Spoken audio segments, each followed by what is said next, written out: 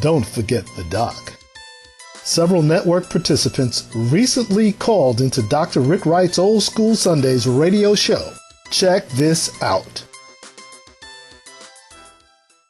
Hey, Donald, so give us the latest from New York City. By the way, Syracuse University won, man. Syracuse Orange going all the way this year, man. Hey, man, they lit up the town in that Big East tournament, too, didn't they, man? That's right. They're rolling it. Their confidence just builds the more they win.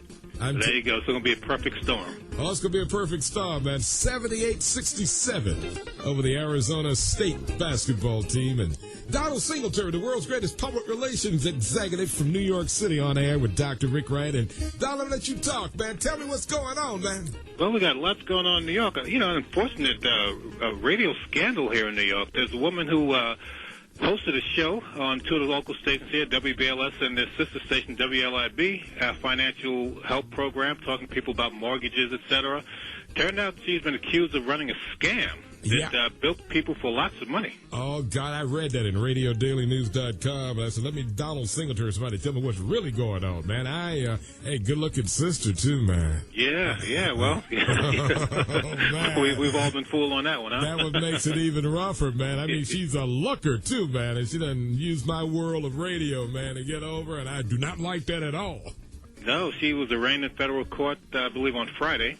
And freed on $250,000 bond, so I guess she's still got a little money she's holding on to. Oh, man, this is horrible, man. You can't use radio this way, and especially our folk using radio to get our folk, man. No way this should take place. Really sad. Some people actually lose their homes because of this. Oh, man. She worked at BLS and WLIB up until 2007, 2008, so that's really a shame. Oh, this is a big shame. I'm telling you, I got to look more into this, but again, my favorite lady, radio broadcasting, man, should not be used in that manner. She used to entertain, inform, and educate, and to uplift our community is what we got to do, Donald, and we'll keep on keeping on, Donald. Absolutely. Now, on the plus side, I had a fabulous experience the other day. I heard about a woman named Rosemary McCoy. Yes, tell us about her. Yeah, Rosemary, born in 1922 in a tin shack in rural Arkansas, and she became one of the most prolific songwriters of her generation. Here's a black woman who, from very modest means, who grew up and wound up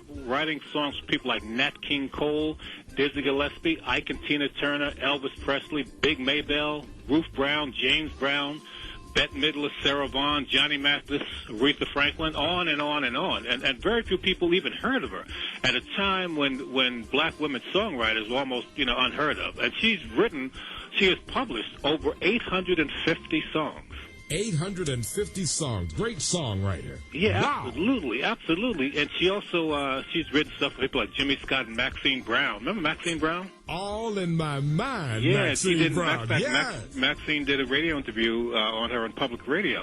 And, oddly enough, and this is where I feel bad for not being informed, she did a final concert at age 86 2 years ago. Okay. At a place right near me, Symphony Space, 2 blocks away on 95th Street and Broadway. And you missed the show. And I missed. And she's still around, and she sounds good, and just remembers her history and all the struggles that she focuses on, all the things she did. Oh, Donald, you're the great PR man. You got to find a phone number or some way I can connect with this sister so I can get on the air and talk to her, man, while she could smell the roses at 84 years old, man. Yeah, when we get offline, I'll give you some information, because there's somebody definitely you should talk with. Okay. Yeah. Because Maxine Brown, man, I did a show with Maxine Brown. Oh, no kidding. Yeah, Norfolk, Virginia, man. Sunset Lake Park, long time ago, man. She had a big hit called All in My Mind, and I think this sister wrote that song, man. Yeah, she was something. Oh, what a story, man. Yeah. I'm telling you, our history is incredible, and we cannot let it become lost, stolen, and strayed, man. Absolutely. That's why the importance of archiving this. And I tell people,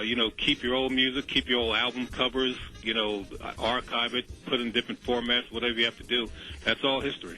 Oh, yes. Well, Donald, thanks so much for checking in from New York. I'm looking at the top of the hour. Time for top of the hour ID, man. But I'm loving you, man. And thank you so much for having me on radio in New York City with that big, incredible show for the military unit there in Harlem, man. That's the 369? The 369, sitting up there at the top of 5th Avenue, 142nd Street and 5th Avenue in Harlem. The Harlem Hellfighters, huh? That's it. And Rick, we're going to honor you when you can come down here. We got a day planned for you. I'm on my way, Donald. On my way to New York City and to see you so we can have a good time on 125th Street, man. Yeah, also, Colonel Dawson would like to holler at you at your show, too, so I'll put you in touch with her. Yes, have Colonel get in contact with me so I can have her on the air, man. And Absolutely. Great sister, Colonel in the United States Army. Yes, sir. Love you, Donald. Love you, Rick. Check you, man. Keep us on live in New York City. Turn us up in Harlem, man. I got you there. It's showtime. WPHR Auburn. All right, so get to all the Syracuse University alums throughout the world. Checking out Dr. Rick Wright, Power 106.9 Old School Sunday. On a big band Sunday afternoon, Dr. Rick Wright live and well in Syracuse here at Power 106.9 Radio. Do it. The network reminds you that you too may call in to Dr. Rick Wright on Sundays between 1 p.m. and 7 p.m. Eastern Standard Time.